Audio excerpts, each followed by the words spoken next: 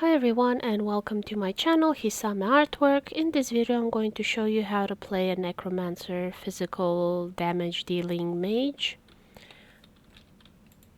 because it is a lot of fun. And I've played as a fire mage, I've played as an electricity mage. Fire is easiest, electricity is most fun, and I would say that physical is most difficult, especially for a mage. But I have my lizard here to play as support for my dwarf. So you can see her here, more details in my other video. I'm trying to keep this below 40 minutes. It is slowly getting closer to that. So as usual, please pause to see what I have on it. I'm not going to go in depth explaining why I chose these, because it's going to be another super long video. And I'm just going to show you what works for me and what I find fun, as well as where you can find these weapons and equipment. I recommend checking out Extra Life's page. You have all the information there. It's a very good website. I will link it down below as I have before. All of these are explained in more depth on my other videos, so please do check those out if you are curious. I've mostly made a summoning necromancer combination, which you can see here where I've allocated my points. Where it's blue, it's from the equipment. Because this is the character that I talk with, I have persuasion, my points put in persuasion. I don't usually steal with this character, but if I need to, I can change them from the mirror +5, move them, and then also have these items, as you can see here, and I can get to 10 thievery. I think 10 thievery is the max that I have seen. Let me show you the mirror in case you don't know. Come on, Lizzie, you can run, you have long legs.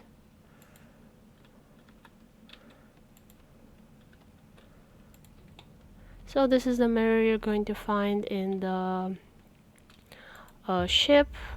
Be careful, like sometimes the abilities might fall off of, the spells might fall off of you if they're attached to some equipment. It is a bit glitchy,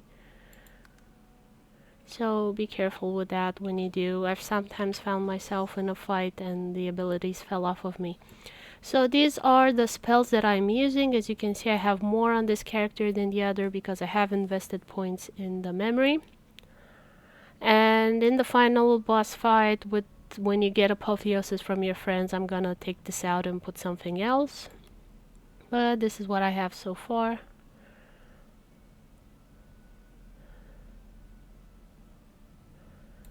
There we go.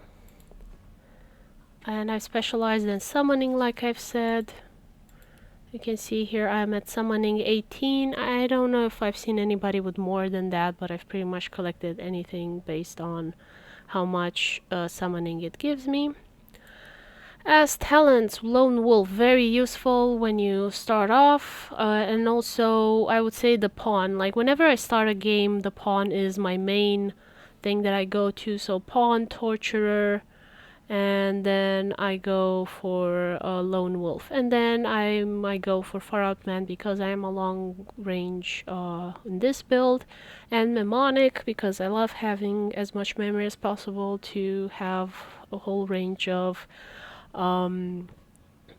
things for the characters. So yeah, hope I've showed you everything. As usual, if you have any more questions or suggestions, please leave them in the comments below. So I'm going to go at the bridge and fight some characters for you to see how this works out.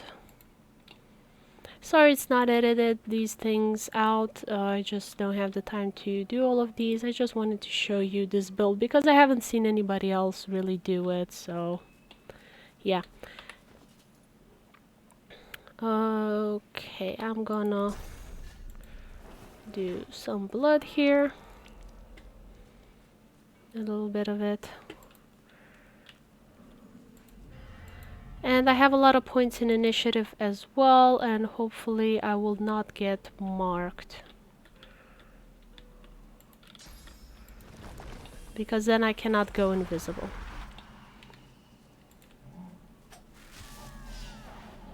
And yay, I am first. So in the other fight I showed you, I had only 22 wits with my other character, and when that happened I was second. But here I am first because I have 26 wits. So something to have in mind. And I am going to go with Bloodstorm. And the reason I didn't go with Apotheosis I will show you in a bit. Because I have a lot of source with me, and you can use that as well. And I'm going to show you how you can combine these things to kind of make your life easier and arrange that way.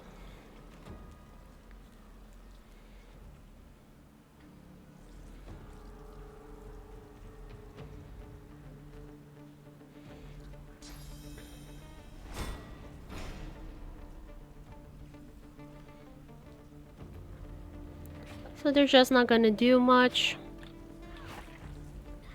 And I'm gonna do delay because I wanna combine the two.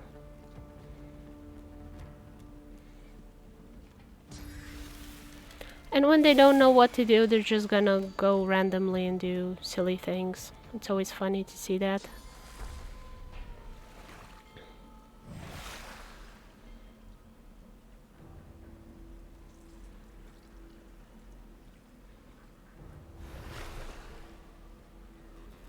So this kind of build is really easy. You don't need to think too much because you can always just go invisible or jump out of the way. And also this tea here, which you can get from Lady Cam, is very useful.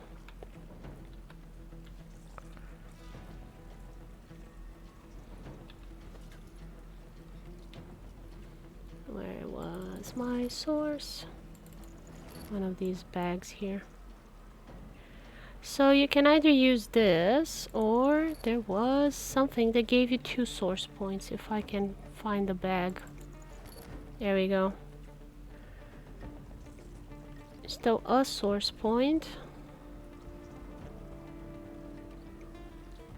Which one was it with 2?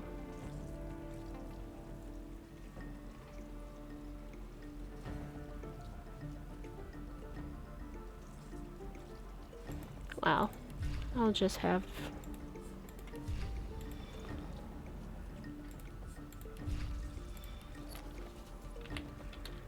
this here.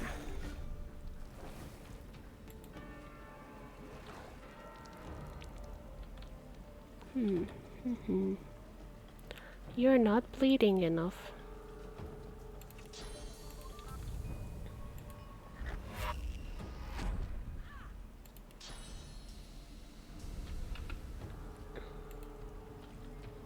Now I want to get you closer.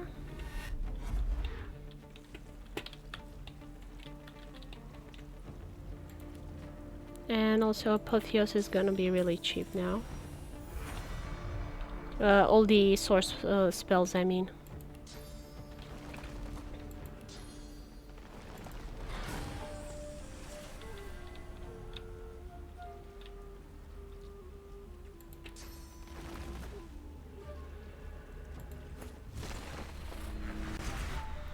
So I got 2 more turns on that.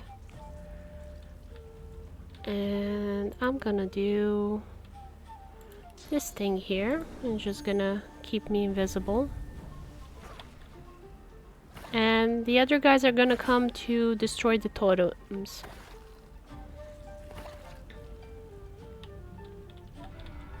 And delay turn again. And here they come.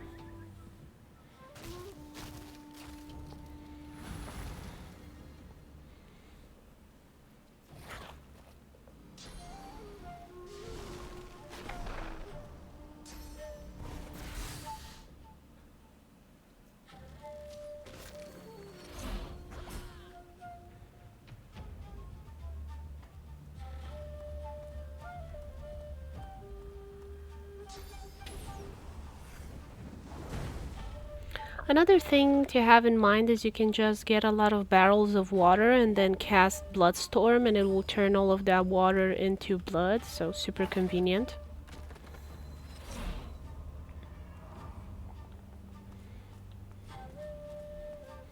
And I love using the delay turn strategy because it just adds all of my points back to back.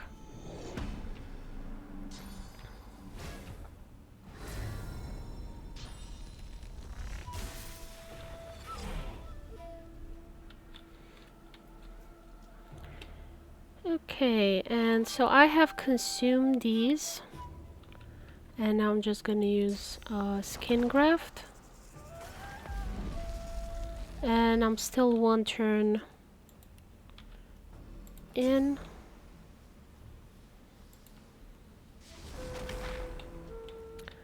And let's see, another Bloodstorm. Let's see how many of you I can get. There's still one there. Might be worth getting. I think I have enough points.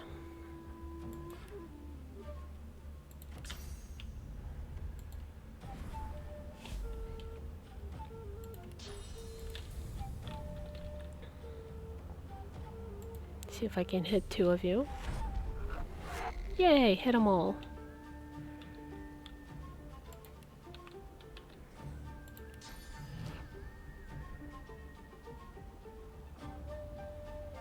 Yeah, I think I got them.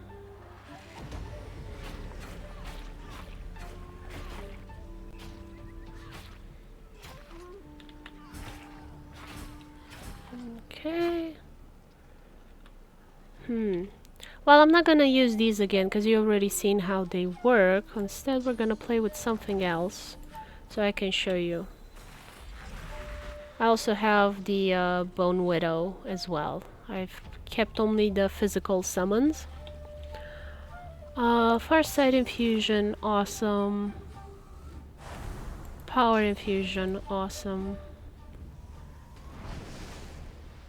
Shadow Infusion, also very good because you can like make him disappear. And if you don't want him to die, you can also do the Living on the Edge.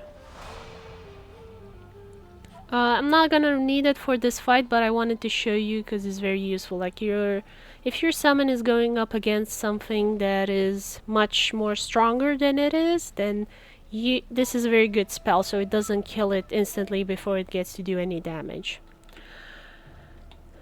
So now that I have these powers, I'm also gonna give it something else. And I wanted to do more damage. And I want to also haste my summon. I've shown in my other videos the Corpse Explode, how good it is, and how awesome, and other spells. So I'm not gonna go over it right now. I'm just gonna go invisible so that I will not be hit. And I didn't even get a hair scratched on my head. It's a very fun build. So let me show you its stats. You can read here what damage, armor, and things like that it has, and what it is in its initiative. So it didn't do that much damage.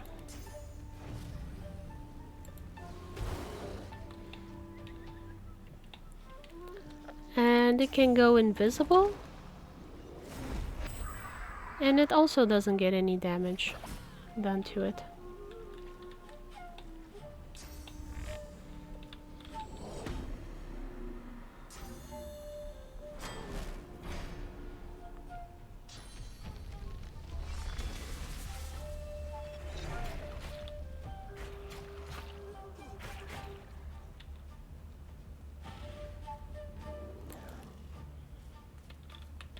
So I've delayed my turn to kind of show you what other things this can do.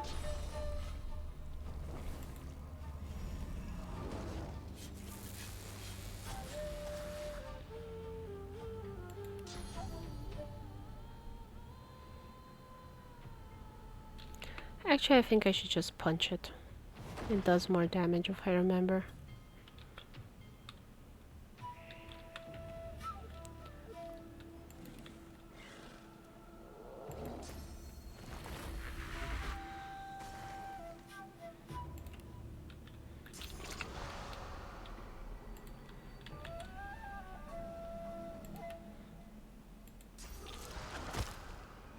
So as you can see, compared to my dwarf that had warfare and other things like that, my atrophy's tactical lash is pretty lame. I do more damage with the infect.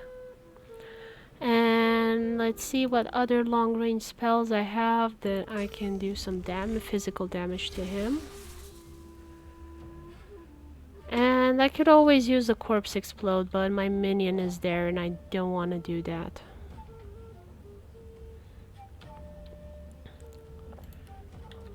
So at this point, if I want to go invisible again,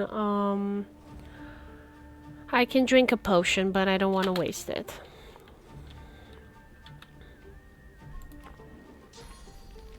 Let's see, how much damage can you do? 2000, not bad.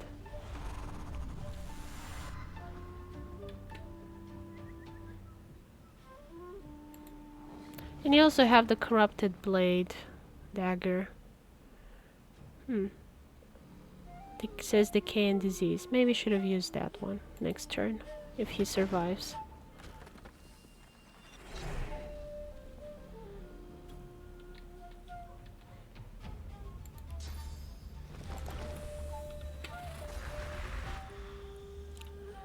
And this point I can use Fortify to get my armor back. I can use a potion, or I can do this. And I only need that one to electrify and set on fires surfaces if I need to. That's the main reason I have it. And because I have vaporized, why I have this wand. And then I have the shield because it's really awesome to have so much extra armor. And let's see, is there anything else I can do for my minion? Not at the moment. He is... I guess I could haste? No, next turn. So he lost his haste and the other thing. I could have put it, but I wasn't paying attention. Like I said, this build is very easy. You don't need to think too much ahead. It's kind of foolproof. And that was it. Thank you for watching. Hope you found it interesting. I haven't seen builds like these that focus so much on evading and going invisible, jumping out of the way. I know some people don't like this type of gameplay, but if you're bad at Divinity and you're not very good at passing certain levels, then going invisible is a good strategy to avoid getting any damage. Of course, if you are on fire or other things like that, the invisibility is gonna go away, so you can always heal yourself with Arcane Stitch or other things like that, and carry Source with you. You can buy it, you can ask Hand to fetch a Source Orb for you, and so on. Or you can just steal them. Okay, so yeah, that was it for this build. If you have any other questions or suggestions, please leave them in the comments below. I'll do my best to answer them. And I've shown the dwarf. This is my other character, the leaping blood lizard build, I kind of called it. I don't know if it's a legit thing, but I thought it was a fun name. And I do really enjoy how to play in Divinity because it is so versatile and you can always change things around. And in the next video I'm gonna go against the Kraken and boss game thing, and you can see how the two characters work together to fight off an enemy, because this build is a support for my main one, the dwarf. Take care everyone, bye bye.